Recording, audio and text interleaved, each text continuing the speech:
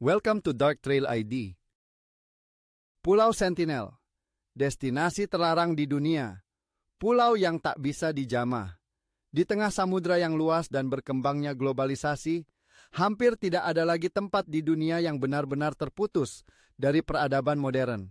Namun, Pulau Sentinel Utara, sebuah pulau kecil yang terletak di Teluk Benggala, tetap menjadi pengecualian yang mencolok.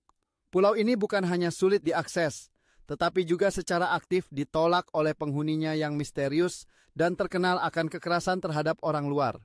Dikenal sebagai salah satu tempat paling terlarang di dunia, Pulau Sentinel memunculkan rasa penasaran, kekaguman, dan kehati-hatian sekaligus.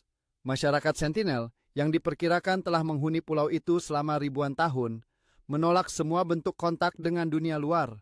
Keberadaan mereka menjadi simbol perlawanan terhadap modernitas, serta pertanyaan besar tentang hak otonomi, perlindungan budaya, dan batasan eksplorasi manusia.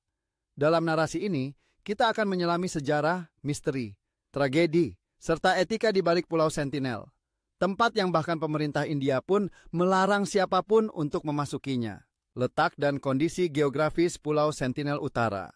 Pulau Sentinel Utara adalah bagian dari Kepulauan Andaman dan Nicobar, wilayah India yang terletak di Samudra Hindia. Pulau ini memiliki luas sekitar 59,67 km persegi, dikelilingi oleh terumbu karang yang membentuk penghalang alami dari laut dalam. Meskipun terletak tidak jauh dari pulau-pulau lain yang sudah berpenghuni, Sentinel tetap menjadi pulau yang tidak dijamah. Citra satelit menunjukkan bahwa Pulau Sentinel ditutupi oleh hutan lebat, pantai berpasir putih, dan tidak ada tanda-tanda infrastruktur modern seperti jalan, jembatan, atau bangunan dari beton. Tidak ada pelabuhan atau tempat pendaratan yang jelas. Semua ini memperkuat kesan bahwa pulau ini benar-benar hidup dalam dunia yang berbeda dari dunia luar. Suku Sentinel. Siapakah mereka? Suku Sentinel atau Sentinelese merupakan salah satu suku paling terisolasi di dunia. Mereka dipercaya sebagai keturunan langsung dari manusia pertama yang keluar dari Afrika sekitar 50.000 hingga 60.000 tahun lalu. Mereka hidup secara nomaden, berburu dan mengumpulkan makanan dari alam sekitar. Tidak ada bukti bahwa mereka bertani atau berternak. Bahasa mereka tidak dapat dimengerti oleh suku lain di Kepulauan Andaman, dan sejauh ini tidak ada kontak linguistik yang berhasil dijalin.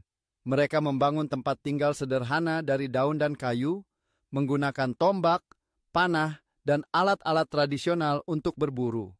Meski teknologinya tampak kuno, mereka sangat adaptif terhadap lingkungan keras dan mampu bertahan hidup selama ribuan tahun.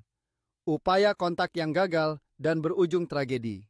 Pemerintah kolonial Inggris pada abad ke-19 pernah mencoba menjalin kontak dengan suku Sentinel. Salah satu upaya terkenal terjadi pada tahun 1880 oleh Maurice Vidal Portman, seorang perwira Angkatan Laut Inggris yang mendarat di pulau tersebut bersama pasukannya. Mereka menculik 6 anggota suku, 2 orang dewasa dan 4 anak-anak.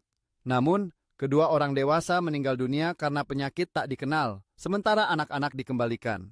Sejak itu, orang Sentinel semakin agresif terhadap orang luar. Dalam dekade-dekade berikutnya, berbagai ekspedisi dilakukan oleh antropolog dan pejabat India. Namun sebagian besar gagal atau hanya menghasilkan interaksi singkat dari kejauhan. Salah satu momen langka terjadi pada tahun 1991, ketika antropolog T.N. Pandit berhasil menjalin kontak damai yang sangat singkat.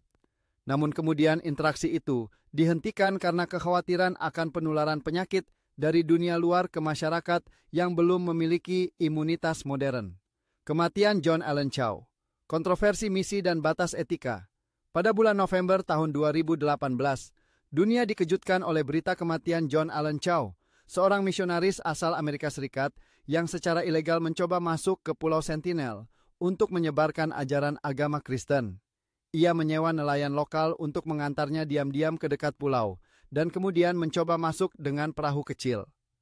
Beberapa catatan dari buku harian Chow menunjukkan bahwa ia menyadari bahaya tindakannya, namun merasa dipanggil oleh Tuhan untuk memberitakan Injil kepada suku yang belum pernah mendengar tentang Yesus. Pada percobaan pertama, ia disambut dengan panah, namun berhasil melarikan diri. Ia kembali keesokan harinya dan tidak pernah terlihat lagi. Nelayan yang menunggu di kejauhan melaporkan bahwa mereka melihat tubuhnya diseret ke pantai oleh anggota suku.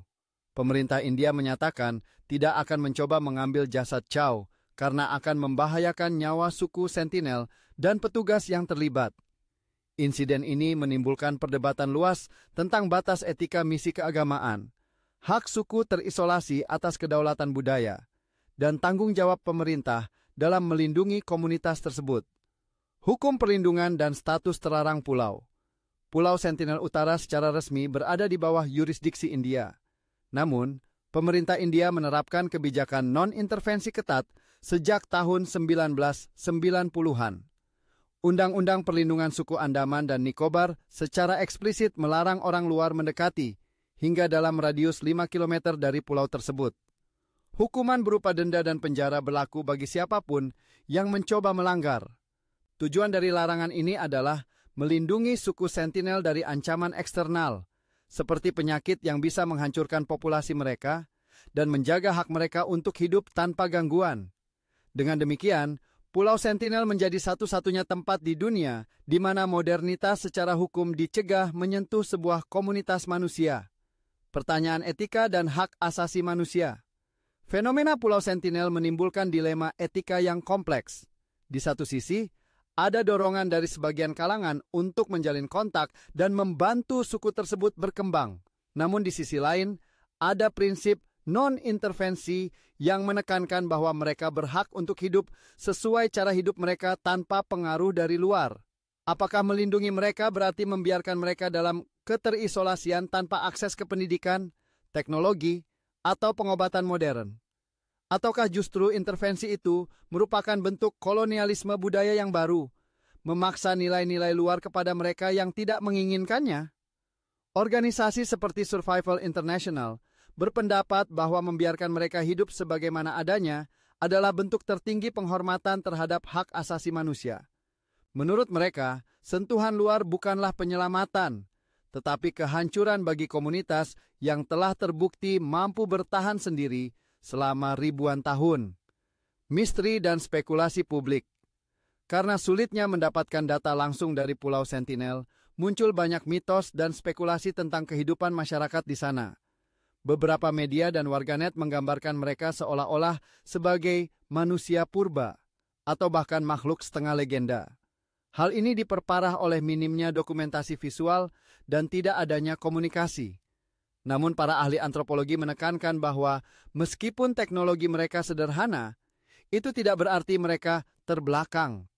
Mereka memiliki sistem sosial, bahasa, dan cara hidup yang berfungsi penuh dalam konteks lingkungan mereka. Menganggap mereka tertinggal adalah cermin dari bias modernitas terhadap keberagaman budaya. Pulau Sentinel di era globalisasi. Simbol perlawanan. Di era globalisasi, ketika hampir seluruh dunia terhubung oleh internet, perdagangan, dan migrasi, Pulau Sentinel menjadi semacam paradoks. Di satu sisi, ia adalah pulau kecil yang tak signifikan secara ekonomi atau politik. Namun di sisi lain, ia menjadi simbol besar tentang hak untuk tak tersentuh, untuk tidak menjadi bagian dari dunia yang serba cepat dan terkoneksi. Pulau ini menunjukkan bahwa tidak semua manusia ingin atau harus mengikuti arus globalisasi. Ia menjadi pelajaran bahwa keberagaman bukan hanya tentang warna kulit atau bahasa, tetapi juga tentang hak untuk memilih bagaimana hidup dijalani, bahkan jika itu berarti berkata tidak pada seluruh dunia. Penutup. Menjaga jarak, menjaga kehidupan. Pulau Sentinel Utara bukan sekadar destinasi terlarang. Ia adalah peringatan hidup bahwa tidak semua yang dapat dijangkau harus disentuh. Masyarakat Sentinel telah bertahan dari penjajahan, penyakit, dan kemajuan teknologi dengan satu senjata utama, penolakan terhadap kontak. Dunia luar, dengan segala kompleksitasnya, harus belajar bahwa menghormati berarti tahu kapan untuk mundur. Kadang, menjaga jarak bukanlah bentuk pengabaian, tetapi justru perlindungan tertinggi terhadap kebebasan suatu komunitas. Pulau Sentinel akan tetap menjadi titik buta dalam peta modern, tempat di mana waktu seolah berhenti dan manusia memilih untuk tetap hidup dalam ritme alamnya sendiri. Terima kasih sudah menonton. Jangan lupa subscribe.